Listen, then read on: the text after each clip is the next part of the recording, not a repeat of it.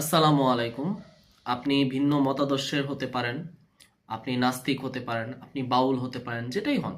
ঠিক আছে, মেনে নিলাম আপনি হইলেন।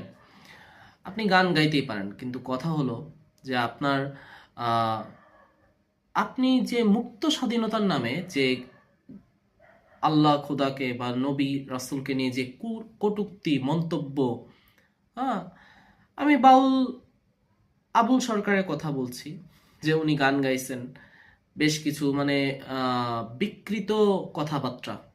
হুম, ফেসবুকে ঘাটলেই পাওয়া যাবে। এখন কথা কথা ধরেন, এই যে শাহবাগে যে আজকে আন্দোলন হলো, পুলিশ লাঠিচার্জ করছে, কারে লাঠিচার্জ করছে খুব একটা দেখা হয়নি।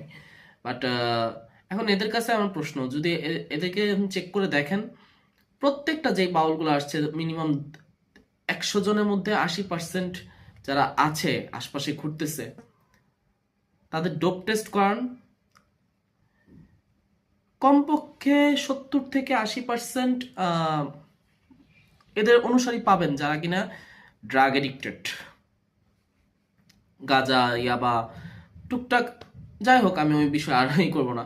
তো তারা আসছে আবুল সরকারের জন্য আর কি আন্দোলন করতে, কনসার্টের জন্য। হ্যাঁ, মুক্তমনা তা আছে, ঠিক আছে, মুক্তমনা। এখন আপনার পিতামাতা আপনাকে কিভাবে সহবাস করে দুনিয়াতে আনছে, এটা যদি এখন আমরা যদি নর্মালি বলি, জিনিসটা কথাটা শুনতে কতটা অসভ্যজনক লাগবে। আপনার ভিন্ন মতাদর্শ থাকতেই পারে, আপনি গান গাইতেই পারেন, কিন্তু তাই বলে আপনি বৃহত্তর ইসলামিক জনগোষ্ঠীর সেন্টিমেন্টে তো আপনি আঘাত হানতে পারেন না, তাই না?